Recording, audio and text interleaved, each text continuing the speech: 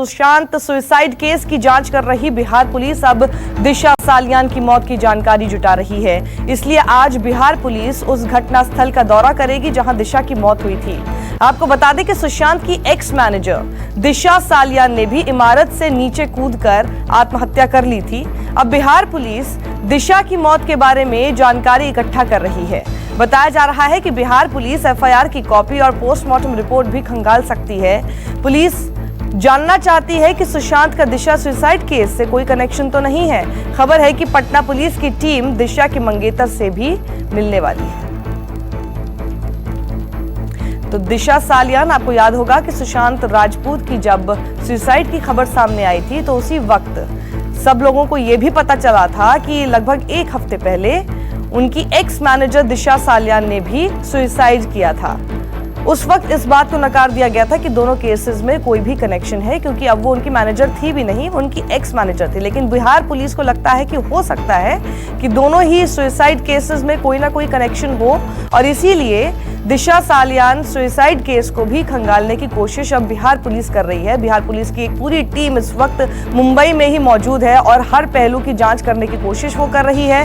Bihar police हो या फिर मुंबई पुलिस, दोनों के बीच इस वक्त इस केस को लेकर तनाव बरकरार है, क्योंकि मुंबई पुलिस की जो दिशा है वो दूसरी तरफ है और बिहार पुलिस के आरोप दूसरे हैं। बिहार पुलिस के ही आरोप रिया चक्रवर्ती को लेकर हैं, जो कि मुंबई पुलिस के नहीं थे। मुंबई पुलिस बॉलीवुड में नेपोटिज्म पर, इन सब एंगल्स पर ज्यादा विचार कर रही थी। बिहार पुलिस में ये सोच है कि शायद रिया चक्रवर्ती के साथ इस पूरे केस का कोई ना कोई रिलेशनशिप हो सकता है और इसीलिए वो उस पहलू से जांच कर रही है।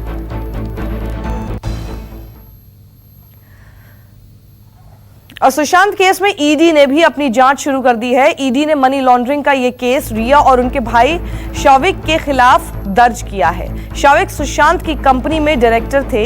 ईडी की मुंबई ब्रांच को इसका जिम्मा सौंपा गया है। ईडी की रिया और शौविक के फाइनेंशियल रिकॉर्ड पर नजर है। ईडी को जानकारी मिली है कि रिया और शौविक ने दो कंपनियां सितंबर 2019 से लेकर जनवरी 2020 के बीच शुरू की थीं, लेकिन इन कंपनियों के माध्यम से पैसों का लेन देन नहीं हुआ है। जानकारी के मुताबिक ईडी इस बात की भी तफ्तीश करेगी कि कहीं ये दोनों कंपनियां शेल कंपनीज के तौर पर तो नहीं बनाई गई थी। और दूसरी तरफ पुलिस को सुशांत सिंह के पोस्टमार्टम की फाइनल कॉपी मिल गई है। इस रिपोर्ट को 5 अलग अलग डॉक्टरों ने मिलकर बनाया है। रिपोर्ट के मुताबिक फांसी के कारण दम घुटने से मौत की वजह बताई गई है। वहीं इस मामले में मुंबई पुलिस ने डीजी फॉरेंसिक को विसरा रिपोर्ट जल्द से जल्द देने के लिए पत्र लिखा है। और इस वक्त मुंबई से हमारे साथ हमारे संवाददाता उमेश शुक्ला मौजूद है। उमेश, ये जो रिपोर्ट है ये काफी समय लगा होगा इसमें, क्योंकि 5 डॉक्टरों ने एक साथ मिलकर इसको बनाया है। विसरा रिपोर्ट के लिए क्या कहा जा रहा है, कितना समय लग सकता है उसकी रिपोर्ट आने में? जी सही कहा, काफ़ी वक्त लग गया ये पोस्टमार्टम रिपोर्ट आने के लिए। और जब से सुशांत की आत्महत्या की खबर आई तब से सभी ये जानना चाहते हैं कि सुशांत की पोस्टमार्टम रिपोर्ट में क्या आता है, उनके मौत की वजह क्या है। तो हम आपको बता दें कि अब उनकी पोस्टमार्टम की फाइनल रिपोर्ट आ चुकी है। रिपोर्ट के मुताबिक सुशांत की मौत फांसी से दम घुटने के कारण हुई है। खैर सुशांत के और भी जो शरीर के हिस्से थे उसकी विसरा रिपोर्ट का सभी को इंतजार है, उसकी भी जांच हो रही है। और मुंबई पुलिस ने डीजी फॉरेंसिक को भी एक लेटर लिख के कहा है कि वो जल्द से जल्द इस विसरा रिपोर्ट को सबके सामने लाएं। उस रिपोर्ट की जो जांच है वो सबके सामने आए, तो इसके बाद कहीं ना कहीं कुछ सबके सामने आ पाएगा कि उनकी जो रिपोर्ट है उसकी वो वजह है वो सबके सामने नजर आएगी। उमेश, अमूमन कितना समय लगता है विसरा रिपोर्ट को आने में?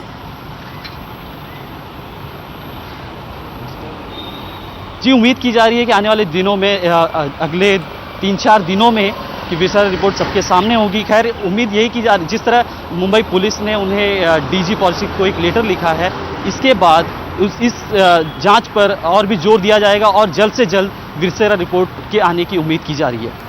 वही खबर ये भी है कि ईडी भी मनी लॉन्ड्रिंग की तरफ ध्यान दे रही है। हो सकता है मनी लॉन्ड्रिंग हुई हो, ये एंगल है ईडी की नज़र में। तो क्या क्या बातें सामने आई है ईडी के कि वो मनी लॉन्ड्रिंग का केस उसमें समझ रही है कि इन्वॉल्व हुआ हो सकता है?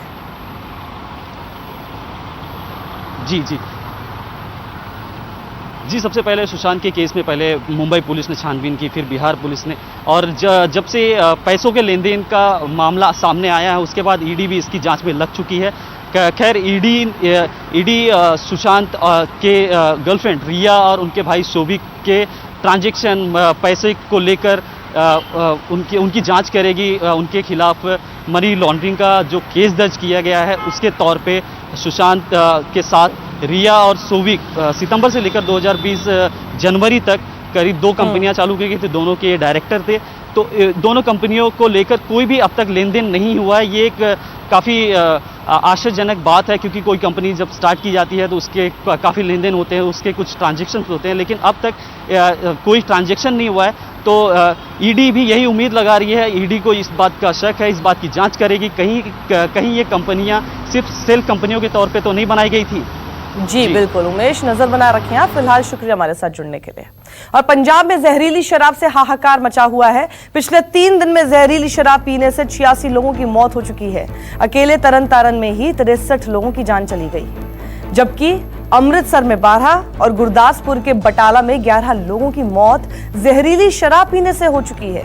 पंजाब के मुख्यमंत्री अमरिंदर सिंह ने जांच के आदेश दिए हैं। सरकार ने इस मामले की न्यायिक जांच के साथ ही एक एसआईटी भी बनाई है। शराब कांड को लेकर अब तक पूरे पंजाब में 100 जगहों पर छापेमारी करके कुल 25 लोगों को गिरफ्तार किया जा चुका है। वहीं पंजाब सरकार ने मरने वालों के परिजनों को 2-2 लाख के मुआवजे का ऐलान भी किया है। ब्यूरो चीफ विशाल एंग्रीश हमारे साथ जुड़ गए हैं। विशाल, ये जो जहरीली शराब पीकर लोगों की मौत हुई है, ये कोई जहरीली शराब ऐसा नहीं है कि आज से बिक रही होगी। अभी एसआईटी का गठन करना जांच के लिए, ये सब तो मुझे लगता है एकदम फार्स है, एकदम मुंह पर दिखाने वाली चीजें हैं। ये तो पिछले लंबे समय से चल रहा होगा ना?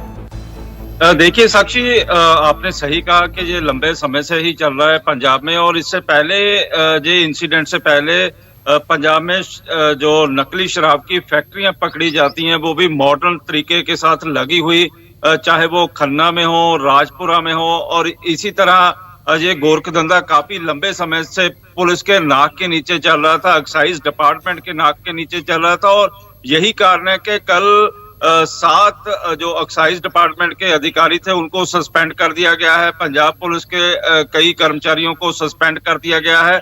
और लग यही रहा है कि सरकार द्वारा ये खाना पूर्ति ही की जा रही है, क्योंकि जिस तरह का एक्शन लेना चाहिए था वो सरकार नहीं ले पा रही है। और क्योंकि एसआईटी का गठन इससे पहले भी किया गया था, जब नकली शराब की फैक्ट्रियां पकड़ी गई थी, और उसके बाद पंजाब में काफी बवाल भी हुआ था। और बवाल के चलते ही राज्य सरकार ने एक एसआईटी का गठन किया था। सुखविंदर सिंह सुख सरकारिया है कैबिनेट मंत्री, उनकी देखरेख में, और उनको असिस्ट करने के लिए एक एडिशनल डीजीपी लेवल का अधिकारी भी लगाया गया था। एक्साइज डिपार्टमेंट के अधिकारी लगाए गए थे, लेकिन उसका भी अभी तक कुछ पता नहीं चल पाया है कि रिपोर्ट कब आएगी और किस तरह से, क्योंकि जो चर्चाएं चल रही थी कि जो बड़ी मछलियां हैं उन पर हाथ डालने से सरकार कहीं ना कहीं डरती दिखाई दे रही है। और ऐसा ही यहीं पर भी हो रहा है, क्योंकि लोग लगातार ही पूछ भी रहे थे कि सरकार के नाक के नीचे इस तरह का गोरखधंधा काफी लंबे समय से चल भी रहा था। और कल जिस तरह के हालात थे वहां पर लोग मर रहे थे और क्रिमेशन करने के लिए जगह तक नहीं बची थी, जिससे आप अंदाजा लगा सकते हैं कि किस तरह दर्दनाक वो दृश्य था कि जहां पर लोगों को अपना क्रिमेशन करने के लिए जगह ना मिले। और इसी के चलते लगातार ही जो डाटा है, पंजाब पुलिस और एक्साइज डिपार्टमेंट डाटा भी इकट्ठा करने लगा हुआ है। और 86 लोगों की अभी तक मौत हो चुकी है। और अब भी कई जिंदगी और मौत की जो लड़ाई है, वो चाहे गुरदासपुर के हॉस्पिटल है, अमृतसर के हॉस्पिटल हैं, जो तरन तारण के हॉस्पिटलों में लड़ भी रहे हैं और अपने लिए न्याय की मांग कर रहे हैं कि आखिर उनका कसूर क्या था। कसूर सिर्फ यही था कि उन्होंने सस्ती शराब पी थी, और सस्ती शराब के चलते ही आज अपनी जो जान से हाथ धो बैठे हैं। और कई परिवारों में तो परसों का चूल्हा तक नहीं जला, जहां पर रोटी पकती थी, हंसी खुशी होती थी, अटखेलियां होती थी, अब वो नहीं हो पा रही है। जी विशाल, शुक्रिया हमारे साथ जुड़ने के लिए आपका।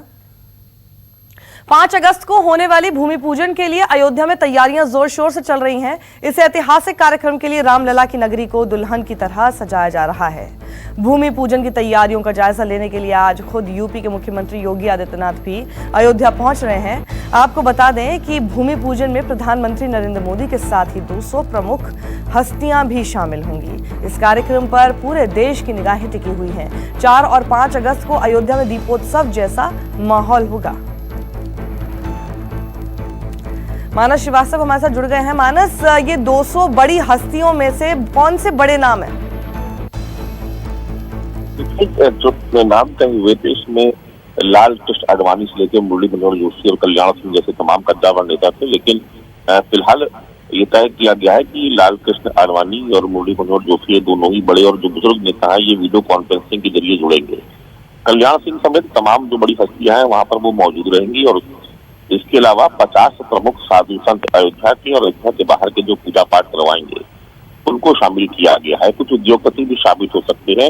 नामों को अभी तक पूरी तरीके से गोपनीय रखा गया है। बहुत ज्यादा नामों की डिटेल अभी नहीं बताए थे सुरक्षा कारणों से। लेकिन इस बीच में आज उत्तर प्रदेश के मुख्यमंत्री योगी आदित्यनाथ फिर से पहुंच रहे अयोध्या और वो वहां पर तैयारियों का जायजा लेंगे। हालांकि अभी उनका पूरा कार्यक्रम नहीं आया है, लेकिन ऐसी उम्मीद की जा रही है कि दोपहर 2 बजे के आसपास उत्तर प्रदेश के मुख्यमंत्री अयोध्या पहुंचेंगे और वहां पर वो पूरा अब तक जितने भी कार्य हो चुके हैं उन सबका वो जायजा लेंगे। साथ ही राम जन्मभूमि परिसर का दौरा करके वहां पर भी देखेंगे कि किस तरह की तैयारियां वहां पर की गई हैं। जी मानस, शुक्रिया। भूमि पूजन के भव्य कार्यक्रम में करीब 200 लोग शामिल होंगे। इसमें मंदिर आंदोलन से जुड़े लोग, कई नेता, मुख्यमंत्री, उद्योगपति शामिल हैं। अब इस कार्यक्रम का निमंत्रण पत्र सामने आया है। पीले रंग के इस निमंत्रण पत्र को श्री राम जन्मभूमि तीर्थ क्षेत्र ट्रस्ट की ओर से मेहमानों को भेजा जा रहा है। रक्षाबंधन के त्योहार के मद्देनजर उत्तर प्रदेश सरकार ने आज लॉकडाउन में कुछ छूट दी है।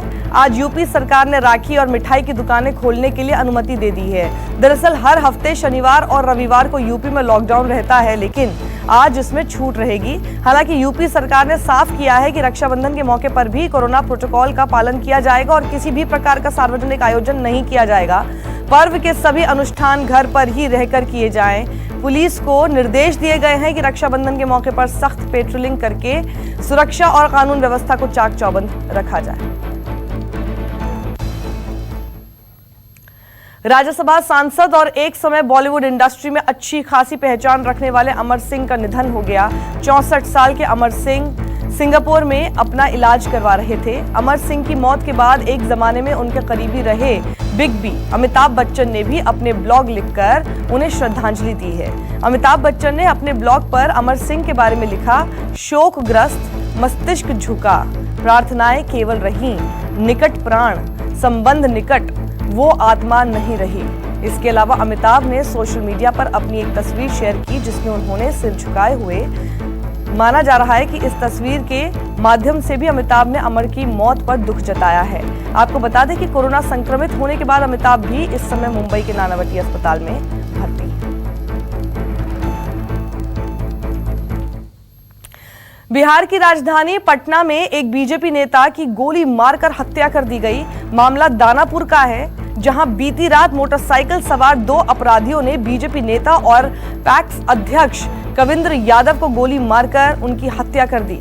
मारे गए बीजेपी नेता दानापुर विधायक आशा सिन्हा के करीबी भी बताए जा रहे हैं। बताया जा रहा है हमले में घायल कविंद्र यादव को अस्पताल में भर्ती कराया गया था, जहां डॉक्टरों ने उन्हें मृत घोषित कर दिया। घटना के बाद बीजेपी कार्यकर्ताओं में गुस्सा है। हालांकि पुलिस आरोपियों की धरपकड़ में जुटी हुई है। नमस्कार, मैं हूं मानक गुप्ता। अगर आपको हमारा ये वीडियो पसंद आया हो तो इसे लाइक और शेयर जरूर करें और हाँ, हमें सब्सक्राइब और फॉलो करना ना भूलें ताकि आप देश और दुनिया की कोई खबर मिस ना करें। तो जुड़े रहिए हमारे साथ और देखते रहिए News 24।